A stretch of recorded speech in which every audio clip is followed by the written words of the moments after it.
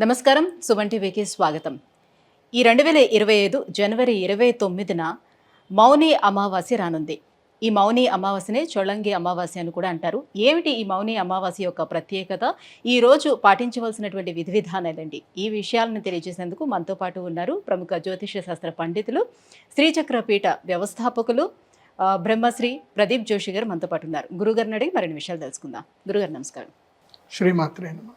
గురుగారు, అమావాస్యల్లోని ఈ చొళంగి అమావాస్య చాలా ప్రత్యేకమైనదిగా చెప్తారు. ఏంటి ఈ అమావాస్య యొక్క ప్రత్యేకత? శ్రీ గురుభ్యో నమః. శ్రీమాత్రే నమః. అచింత్య వ్యక్త రూపాయ నిర్గుణాయ గుణాత్మని సమస్త జగదాధారమూర్తయే బ్రహ్మణే నమః. శ్రీమాత్రే.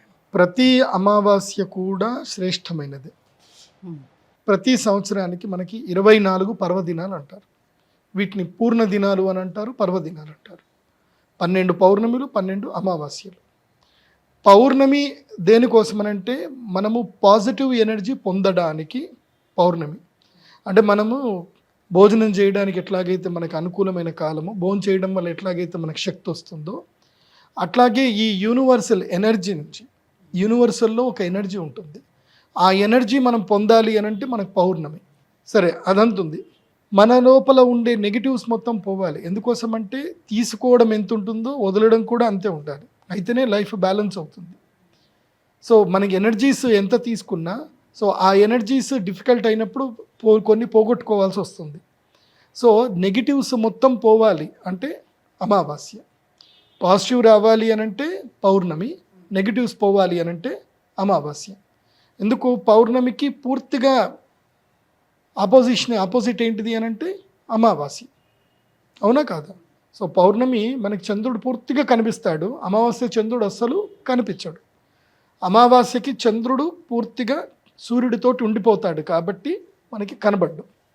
సో పౌర్ణమి ఏమవుతుంది, చంద్రుడి యొక్క వెన్నెల్లో మనకి జలము ద్వారా మనకి శక్తి వస్తుంది.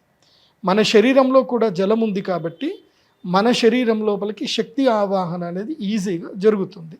అమావాస్య రోజు జలతత్వమైనటువంటి చంద్రుడు ఆ యొక్క శక్తిని నీళ్ళలోకి ఇచ్చేస్తాడు. ఎందుకోసం అంటే బయట కనబడ్డు కదా, నీళ్ళల్లో శక్తి ఉంటుంది.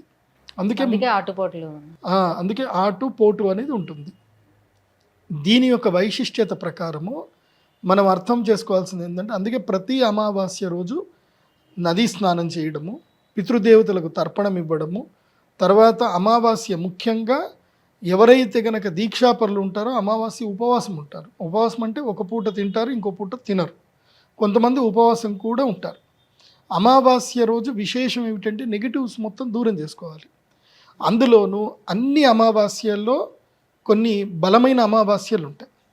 అందులోపల బలమైన అమావాస్యల్లో ఒకటి నదీ స్నానము చేయడానికి, పూర్తిగా నెగిటివ్స్ అన్ని దూరం చేసుకోవడానికి, కుంభమేళ పుష్కర స్నానాలు అన్నీ చేయడానికి అత్యంత అనుకూలమైన అమావాస్య మౌని అమావాస్య. అదే ఈ పుష్యమాసంలో వచ్చే అమావాస్య, పుష్య అమావాస్య. ఈ పుష్య అమావాస్య చాలా శ్రేష్టమైంది. ఇదేమిటంటే మన యొక్క పాపకర్మ పంకిలమంతా కూడా పోగొట్టుకోవడానికి పుష్య అమావాస్య. తర్వాత మాఘ అమావాస్య వస్తుంది. మాఘ అమావాస్య చాలా గొప్పది.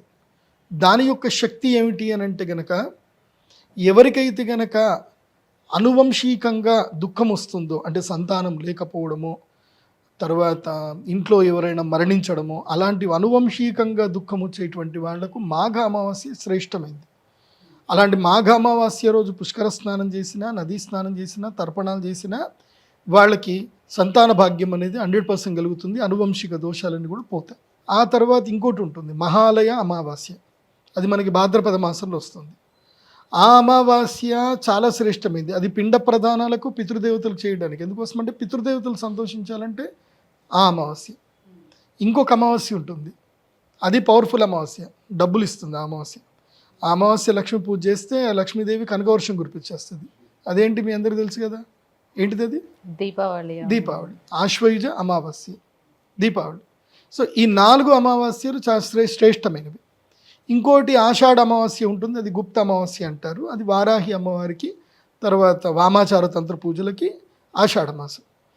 అది పరశురామ క్షేత్రంలో గనక ఆషాఢ మాసంలో అమావాస్య పూజ చేయించుకుంటే అసలు నువ్వు ఏదంటే జరుగుతుంది. ముఖ్యంగా శత్రుబాధ, శత్రుబాధ విముక్తి కలగాలి, రుణబాధ విముక్తి కలగాలి. ఏ మనిషికైనా జీవితంలో దుఃఖం వచ్చేది ఒక అన్ఎక్స్పెక్టెడ్ థింగ్ వల్లనే జరుగుతుంది. ఇప్పుడు మీరు ఎంతో ఇష్టంగా ఒక ల్యాండ్ కొనుక్కున్నారు, ఒక 10 ఎకరాలు ఎక్కడో కొనుక్కున్నారు, మీ జీవితకాలం కష్టపడి సంపాదించినట్టు కొనుక్కున్నారు. మీరు కొన్న కరెక్ట్గా ఒక నెల రోజులకు ఒకడు వస్తాడు, నాకు ఇది ఆల్రెడీ అగ్రిమెంట్ జరిగింది, ఇది నాది అని కేసు పెట్టాడు. మీ 10 కోట్లు అక్కడ ఇన్వెస్ట్ చేశారు, ఆ కేసు తేలేసరికి 10 ఏళ్ళు అవుతుంది. దాంట్లో ఏమీ లేదు, వాడేదో డూప్లికేట్ డాక్యుమెంట్ చేసుకొని వచ్చాడు, డూప్లికేట్ సంతకం పెట్టుకొని వచ్చాడు, కానీ కోర్టు అది తెలియదు కదా, 10 ఏళ్ళు అవుతుంది. పరిష్కారం ఎక్కడ, ఎవరిని అడుగుతారు? దానికి ప్రతి అమావాస్య అమ్మవారు అనుగ్రహించింది. బగలాముఖి అమ్మవారు చెప్పింది, మీరు అమావాస్య రోజు రండి నా దగ్గరికి, మీ బాధలు ఏవో చెప్పుకోండి. అంటే లైక్ జనతా గ్యారేజ్ లాగా అనమాట, అమ్మవారు గ్యారేజ్ ఓపెన్ చేస్తుంది, రండి మీ ప్రాబ్లమ్స్ ఏందో మొత్తం చెప్పండి, అమావాస్య నేను మీ అందరికీ అవైలబుల్ ఉంటాను, మీ బాధలన్నీ కూడా వింటాను అని అమావాస్య బగలాముఖి అమ్మవారు అనుగ్రహించింది. అందుకే ప్రతి అమావాస్య మా శ్రీ చక్రపీఠంలో బగలాముఖి పూజ చేస్తాం. ఈసారి మీరు అంటున్న ఈ చొల్లంగి అమావాస్య అంటున్నారు కదా, ఈ చొల్లంగి అమావాస్య ఏమిటంటే కనుక మనము పైరు మొత్తం కూడా తీసేసి, ఇప్పుడు సంక్రాంతికి పైరు తీసేస్తాము, ఈ చొల్లంగి అమావాస్యకి మనం ఏం చేయాలి అని అంటే పైరుని పూజ చేసుకోవాలి. అంటే ఆ భూమి మొత్తం చదును వేసి భూమి పూజ చేసుకోవాలి. భూమి పూజ చేసుకొని నత్తలు చల్లాలి. యాక్చువల్లీ ఇది రూల్ ప్రకారం నత్తలు. చొల్లంగి అంటే దీని ఏమంటారు, డొల్ల చేయడము అని అర్థం నిజం చెప్పాలంటే. అంటే భూమిని డొల్ల చేయాలి. మనం ఇప్పటిదాకా సంక్రాంతి వరకు పంటలు పండించుకున్నాం, బియ్యము అంతా ఇంటికి తెచ్చేసుకున్నాం, కానీ మనము భూమిని పట్టించుకోవట్లే. భూమి దున్నాలి అని చెప్తున్నారా? మొత్తం అంతా భూమిని దున్ని ఏం చేయాలంటే నత్తలు ఇయ్యాలి. ఇప్పుడు ఆవు పేడ చల్లాలి, నత్తలు వేయాలి. నత్తలు వేసి నెక్స్ట్ కార్తెలు వస్తాయి. ఇప్పుడు ఇది అయిపోయింది, ఇప్పుడు మకర రాశి లోపలికి ఎంటర్ అయ్యాడు, శ్రవణ నక్షత్రం లోపలికి ఎంటర్ అయ్యాడు. మకర రాశి లోపలికి శ్రవణం, కుంభం, శ్రవణం, ధనిష్ట అయిపోయిన తర్వాత ఎప్పుడైతే సూర్యుడు శతభిష నక్షత్రంలోకి ప్రవేశిస్తాడు, శతభిష నక్షత్రంలో ప్రవేశించగానే ఎండ తీవ్రత అనేది పెరుగుతుంది. అప్పుడు భూమి మళ్ళీ తనను తాను ఈల్ చేసుకుంటుంది. మళ్ళీ అప్పుడు మనము నాట్లు వేసుకుంటాం. నాట్లు వేసుకొని కొన్ని రోజులు చూసేసరికి టకటక వర్షాలు పడతాయి, ఇంకా పంటలు చక్కగా పెరుగుతాయి. ఇది టైం ఏంటంటే ఈ చొల్లంగి అమావాస్య నుంచి మళ్ళీ మాఘ అమావాస్య వరకు భూమికి రెస్ట్ టైం అన్నమాట. ఇప్పుడు పంటలు వేయకూడదు, భూమికి రెస్ట్ టైం ఇది. ఈ టైంలో ఏం చేయాలంటే భూమిని మొత్తం కూడా వర్మీ కంపోస్ట్ చేసుకోవాలి. ఇది ఒక పద్ధతి. ఏది మన రైతుల ప్రకారం చూసుకుంటే. ఆధ్యాత్మిక ప్రకారంగా చూసుకుంటే ఒక మనిషి తన యొక్క ఆధ్యాత్మిక సాధనకు మౌని అమావాస్య చాలా శ్రేష్టమైంది. మౌని అమావాస్య నుంచి శివరాత్రి వరకు ధ్యానం చేసుకోవాలి, శివ పూజ చేసుకోవాలి, శివ దీక్షలు చేసుకోవాలి, శివ ధ్యానం చేసుకోవాలి. అందుకే ఈ మౌని అమావాస్య 144 సంవత్సరాల తర్వాత మహాకుంభమేళ వస్తుంది మనకి ఇక్కడ ప్రయాగ్రాజ్లో మహాకుంభమేళలో ఈ మౌని అమావాస్య వెళ్ళి స్నానం చేసిన వాళ్ళు అదృష్టవంతులు. ఇంకా వాళ్ళ యొక్క కర్మఫలం అంతా కూడా పోతుంది. ఇంకా 144 సంవత్సరాలంటే ఈ జన్మకి ఇక్కడనే వస్తుంది. మన పిల్లలకు కూడా దొరకదు అదృష్టం. ఇప్పుడు ఎవరెవరైతే పుట్టని వాళ్ళకి ఇంకా దొరకదు అదృష్టం. సో ఆ అదృష్టం మిస్ చేసుకోకండి, అందరూ కూడా వెళ్ళండి, మౌని అమావాస్య రోజు స్నానం చేయండి. మీరు ఒకవేళ కనుక ప్రయాగరాజ్ ఎక్కువగా క్రౌడ్ ఉంది, మేము వెళ్ళలేము, అక్కడ మేము ఏమైపోతాము అని భయం అనిపిస్తే మీరు ఏ పుణ్యక్షేత్రంలో అయినా సరే, ఏ తీర్థంలో అయినా, గోదావరి నదిలో కానీ, కృష్ణానదిలో కానీ, తుంగభద్ర కానీ, కావేరి కానీ, నేను ఈ శ్లోకం చదువుతాను. ఈ శ్లోకములో ఏ నదుల పేరు చెప్పానో ఆ నదులన్నిట్లోనూ కూడా మౌని అమావాస్యలో స్నానం చేయొచ్చు. అంతే పుణ్యఫలం లభిస్తుంది, గుర్తుపెట్టుకోండి. ఎందుకోసమంటే ఒక్క మౌని అమావాస్య రోజు సమస్త తీర్థముల యందు గంగాదేవి యొక్క సన్నిధానం పూర్తిగా ఉంటుంది. గంగా వరుణ దేవుడి యొక్క సాన్నిధ్యం ఉంటుంది, ముక్కోటి దేవతల యొక్క సాన్నిధ్యం ఉంటుంది కేవలం మౌని అమావాస్య. ఇది ఫిబ్రవరి 29వ తారీఖు. సో 28వ తారీఖు వెళ్ళి సిద్ధమవ్వండి. 29వ తారీఖు మౌని అమావాస్య రోజు నదీ స్నానం చేయండి. మినిమం ఒక అరగంట సేపు స్నానం చేయాలి. అంటే ప్రయాగ్రాజ్ వెళ్ళలేని వాళ్ళు ఎవరైనా ఉంటే ఇటువైపు హరిద్వార్ కానీ లేకపోతే నాసిక్లో కానీ అట్లా ఏమైనా, అదే చెప్తాను, ఒక శ్లోకం చెప్తాను, ఆ శ్లోకం వినండి. ఆ శ్లోకంలో ఏ నదుల పేర్లు వచ్చాయి, మీకు ఎక్కడ ఆ నది దగ్గర ఉందో అక్కడికి వెళ్ళిపోండి. శ్లోకం జాగ్రత్త వినండి. గంగా సింధు సరస్వతీ చ యమునా గోదావరి నర్మదా కృష్ణా భీమరతీ చ ఫల్గు సరయూ శ్రీగండకీ గోమతి కావేరీ కపిలా వరాహతనయ నేత్రావతి ఇత్యాదయో నద్యశ్రీహరిపాద పంకజభవాహ కుర్యాద్ధ్రువం మంగళం. సో శ్రీహరి యొక్క పాదపద్మం నుంచి పుట్టిన ఈ నదులన్నీ కూడా మౌని అమావాస్య రోజు, రాబోయే మాఘ అమావాస్య రోజు స్నానం చేయడానికి శ్రేష్టమైనటువంటివి. ఇందులోపల గోదావరి ఉంది, మన తెలుగు రాష్ట్రాల్లో గోదావరి ఉంది, కృష్ణ ఉంది, తుంగభద్ర కూడా ఉంది. కర్నూలు దగ్గరికి వెళ్తే తుంగభద్రలో స్నానం చేయొచ్చు.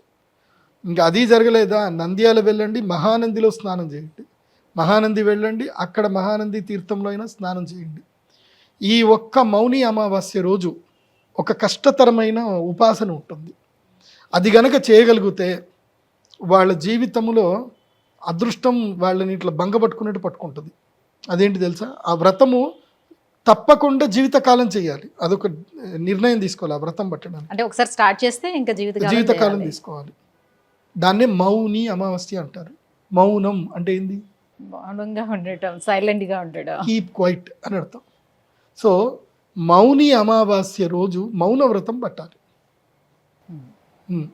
మౌన వ్రతము ఈ మౌని అమావాస్య రోజు ఒక్కరోజు, అంటే ముందు రోజు రాత్రి నుంచి మొదలుకొని ఇంకా నువ్వు పడుకున్నావు అంటే నెక్స్ట్ డే తెల్లారగానే ఏరా ఎవడరా పొద్దున్నే నన్ను లేపింది అని అనకుండా, పొద్దున్న లేవనే కాఫీ అని అనకుండా సైలెంట్గా ఉండాలన్నమాట. ఒక్క మౌని అమావాస్య రోజు సైలెంట్గా ఉండాలి.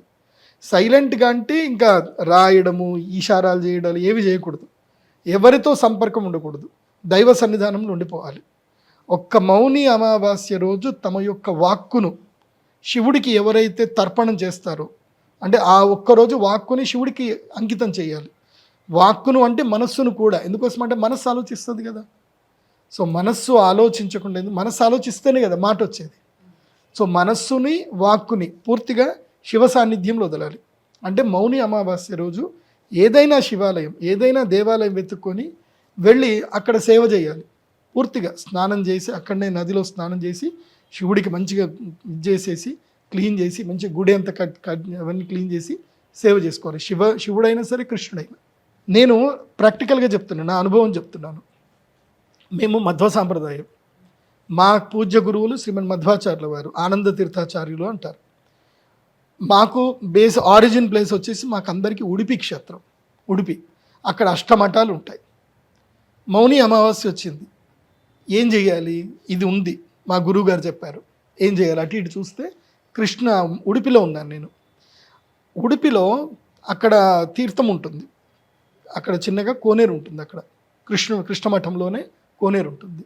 మాకైతే అలౌడ్, ఎందుకోసం అంటే మేమంతా మా బ్యాచే కాబట్టి మాకంతా అలౌడ్, వేరే వాళ్ళకి అలౌ చేయరు అక్కడ. సో లోపల దిగి తీర్థానికి పుణ్యక్షేత్రానికి మధ్యలో శ్రీమన్ మధ్వాచార్యుల వారి యొక్క విగ్రహం ఉంటుంది. మౌని అమావాస్య ఏం చేయాలి, మౌనంగా ఉండి సాన్నిధ్యంలో ఉండాలి. సో నేను మా గురువు దగ్గరికి వెళ్ళిపోయా. నాకు మా గురువే దైవం కాబట్టి ముకుంద భక్తియే గురుభక్తి జాయే అని మాకు శ్రీమన్ సుమధ్వ విజయలో చెప్పారు. కాబట్టి నేను వెళ్ళి అక్కడ అన్ని పావురాలన్నీ పాడుపాడు చేసేసాయి. ఆ రోజంతా అక్కడనే ఉండి మొత్తం క్లీన్ చేసేసాను నేను. నా టైం అంతా అక్కడనే, ఇంకెవ్వరితో మాట్లాడలేదు. భోజనం చేసా, మళ్ళీ నీళ్ళలో దిగి ఈదుకుంటూ వెళ్ళి మొత్తం అదంతా క్లీన్ చేసి దండం పెట్టేసుకొని వచ్చా. నెక్స్ట్ మూమెంట్ నా లైఫ్లో టర్నింగ్ పాయింట్ వచ్చింది. అప్పటి వరకు నా దగ్గర డబ్బులు ఎంత ఉండే ఏంటంటే నా బ్యాంక్ అకౌంట్లో 10,000 కూడా ఉండకపోతుండే. ఇప్పుడు దానికి 100 టైమ్స్ నా దగ్గర ఇన్కమ్ ఉంది ఇప్పుడు. దానికి కారణం ఏంటంటే గురువు అనుగ్రహం. ఒక మంచి ముహూర్తం అప్పుడు మనం గురు సేవ చేస్తే మనకు అనుగ్రహం కలుగుతుంది. అందుకే మౌని అమావాస్య రోజు మీరు ఫ్యామిలీకి దూరంగా వెళ్ళిపోండి. ఎవరైనా సరే ఫ్యామిలీకి మీరు ఎన్ని రోజులు సేవ చేసినా చివాట్లు పవాట్లు తప్ప ఏముండదు, ఏమీ దొరకదు. నాకేంటి, ఫ్యామిలీకి మీరు ఎంత సేవ చేసినా ఫైనల్ డే వచ్చేసరికి నాకేంటి, ఎరా నీకోసం ఇల్లు కట్టారా, ఇవన్నీ చేశారా, అది కాదు నాన్న నాకేంటి. భార్య అడుగుతుంది, నాకు ఇంట్లో బట్టలు లేవు నాకు అంటుంది. తీరా కబోర్డ్లు ఓపెన్ చేస్తే పాపం ఈయనది ఒకటే కబోర్డులు ఉంటుంది, మిగతాది మొత్తం ఆమె ఉంటాయి. 90% ఆమె ఉంటాయి, 10% మాత్రం ఈయనది ఉంటుంది. ఈయనకు మాత్రం బట్టలు లేవంటే ఏది ఇవి ఇన్నిగానో ఉన్నాయి, ఒకటని వేసుకున్నారా మీరు అని అంటుంది. ఆవిడని మాత్రం అడిగితే బట్టలు లేవు అంటుంది ఆవిడ. ఇక్కడ ఉన్నాయనంటే అవి నేను వేసుకున్నది మళ్ళీ ఎట్లా వేసుకుంటాం, అది అంతే. సో నాకేంటి మళ్ళీ. సో ఈ ఒక్కరోజు మీరు దైవ సేవలో పూర్తిగా పాల్గొంటే, ఒక్కరోజు దైవ సేవలో పాల్గొంటే జీవితాంతం మీరు కుటుంబ సేవ చేసుకునే శక్తి వస్తుంది. ఆ తర్వాత భార్యకి సేవ చేసినా, పిల్లలకి ఏం చేసినా రావాల్సిన ఏదైతే పోగొట్టుకున్న టైం పుణ్యకాలం ఏదైతే ఉందో అది ఒక్క రోజుతో సిద్ధిస్తుంది. కాబట్టి ఈరోజు సేవ చేయండి. అంటే అవసరమైనప్పుడు మౌనంగా ఉండడం అలవడుతుంది. అది ఉంటుంది, కాకపోతే కష్టం అది. ఈ ఒక్క మౌని అమావాస్య రోజు మీ భార్యలకు చెప్పండి. ఈ వీడియో అందరూ మీ భార్యలకు షేర్ చేయండి. ఏ భార్యల వల్ల ఎవరి మాటల వల్ల అయితే కనుక మీ జీవితం ముందుకు సాగుతుందో వాళ్ళకి షేర్ చేయండి. ఈ ఒక్కరోజు గురువు చెప్పారు, నువ్వు మౌనంగా ఉంటే నీకు 100 చీరలు వస్తాయట అని చెప్పి ఏదైనా ఒకటి షేర్ చేయండి. ఒక్కరోజు మౌనంగా ఉండాలి. ఈ రోజు మౌనంగా ఎవరైతే ఉంటారో వాళ్ళకి అదృష్టం ఉంటుంది. మౌనంతో పాటు ఉపవాస దీక్ష కూడా తీసుకోవాలి. ఉపవాసం చేస్తే మంచిది, లేకున్నా పర్లేదు. లైట్గా తినాలి, పూర్తిగా తినకూడదు. తినడం అంటే మంచిగా తినేసి గురుగారు చెప్పారు కదా మౌని అమావాస్య ఏముంటుంది మంచిగా ఇప్పుడు మౌనంగా ఉండాలి అని అన్నారు, అదే తినేసి పడుకుంటే అయిపోతుంది కదా. అట్లా ఉండకూడదు, ఉండాలి, మౌనంగా ఉండాలి, భగవత్ సేవలో ఉండాలి. అంటే మనస్సు భగవంతుని పైన కేంద్రీకృతం అయి ఉండాలి. ఇప్పుడు చిన్నప్పుడు నేను కూడా ఉపవాసం ఉండేవాడిని ఏకాదశి రోజు. ఇప్పటికి కూడా ఉంటున్నాను, ఈ మధ్య తగ్గింది. సో ఏకాదశి ఉపవాసం ఉండి కళ్ళు మూసుకొని పడుకుంటే మంచిగా సపోటాలు, దానిమ్మలు, యాపిల్స్, పళ్ళు, పలహారాలు అన్నీ కళ్ళలోకి వచ్చేటి అన్నమాట. సో మనస్సుతోటి వాటిని ధ్యానిస్తూ ఉపవాసం ఉంటున్నా అంటే అది తప్పది, దాన్ని మిథ్యాచార అంటారు. సో మనస్సుతో అంటే కర్మేంద్రియాన్ని సంయమ్య అస్తే మనసాచరాన్ని ఇంద్రియాత్మ విమూఢాత్మ మిథ్యాచార సౌచ్యతి. అంటే ఇంద్రియాల్ని బలవంతంగా కంట్రోల్ చేసి మనస్సుతో మాత్రం ఎప్పుడు తెల్లారుతుందో ఆరెప్పుడవుతుందో తెల్లారగానే తినేయాలి. ఈసారి వీళ్ళంతా ఉపవాసం కదా, 6 గంటల దాకా వెయిట్ చేస్తూ ఉంటారు అనమాట. కొంతమంది 12 గంటల దాకా వెయిట్ చేస్తూ ఉంటారు. నాకు ఒక ఫ్రెండ్ ఉండేవాడు, వాళ్ళకి రైస్ మిల్ ఉంటుంది. వాడు ఏంటంటే నిజామాబాద్లో నేను మందు తాగా అని వాళ్ళ అమ్మకి నాన్నకి ప్రామిస్ చేసిండట, వాళ్ళ భార్య ప్రామిస్ చేసిండట. సో వాడికి ఎప్పుడు మందు తాగాలనుకునే నిజామాబాద్ డిస్టిక్ దాగి మెట్పల్లి పోయి మందు తాగేసి వస్తాడనమాట. లేకపోతే అటు కామారెడ్డి పోయి మందు తాగేసి వస్తాడు. నేను చెప్పిన కదా నిజామాబాద్లో తాగనని చెప్పిన, మంది ఆడిపోయి తాగిస్తే దాంట్లో ఏముంది అని అంటాడు. సో అట్లుంటుంది అనమాట. కాబట్టి మౌని అమావాస్య జీవిత కాలానికి సరిపడా యోగాన్ని అయితే ఇస్తుంది. దానికి నదీ స్నానం చేయాలి, దైవ సాన్నిధ్యంలో ఉండాలి. ఒక్కరోజు ఇల్లు వదిలిపెట్టాలి. వదిలిపెడితే మిమ్మల్ని ఏం వదిలిపెట్టాలో అవన్నీ మిమ్మల్ని వదిలేసి వెళ్ళిపోతాయి, ఏవి మిమ్మల్ని బాధ పెడుతున్నాయి. అందుకే మౌని అమావాస్య శ్రేష్టము. శత్రుబాధ, రుణబాధ, దుఃఖం ఉంది. ఇందాక చెప్పాను, ఇట్లా ల్యాండ్ ఇష్యూసు, ఏమైనా ప్రాపర్టీస్ అమ్ముడు పోకపోవడము, తీవ్రమైన అనారోగ్యము, ఇవి ఏవి ఉన్నా సరే అమావాస్య రోజు మా శ్రీచక్ర పీఠానికి రండి, బగలాముఖి పూజ చేసుకోండి, పక్కా రిజల్ట్ దొరుకుతుంది. మొన్ననే ఒక కొడంగల్ నుంచి ఒక ఆయన వచ్చాడు, సార్ గురూజీ నా ల్యాండ్ అమ్ముడు పోతుంది గురూజీ అని వచ్చాడు. చేసుకో అని చెప్పా, పూజ చేసుకున్నాడు, తెల్లవాళ్ళు చెల్లాడు. 1,20,00,000 ఎక్స్పెక్ట్ చేశాడు, 1,50,00,000కి రేకరం అమ్ముడుపోయింది. So is happy now. అట్లా హ్యాపీ అని చెప్పి ఏమన్నా ఇయ్యు అని నేను అడగను. మీది ఏదన్నా మీ టెంపుల్కి మీరు ఏమన్నా డొనేషన్ చేసుకుందంటే చేసుకోండి, బట్ బీ హ్యాపీ. కానీ ఇవ్వడం నేర్చుకున్న వాడికే భగవంతుడు ఇస్తాడు. దానం చేయలేనటువంటి వాడికి, చేతిలో ఎముక లేనటువంటి వాడికే దేవుడు ఇస్తాడు. చేతిలో ఎముక ఉంది, లాక్కుంటాను అంటే దేవుడు ఇవ్వడు. నువ్వు ఎంత నేచర్కి నువ్వు ఎంతగా సపోర్ట్ చేయగలిగితే, ఎంత ప్రొవైడ్ చేయగలిగితే అంత దేవుడు నీకు ఇస్తాడు. అది గురుగారు, మౌని అమావాస్య యొక్క ప్రత్యేకత ఏంటో, ఆచరించవలసినటువంటి విధి విధానాలు ఏంటో తెలియజేసినందుకు ధన్యవాదాలండి. శ్రీమాత్రే.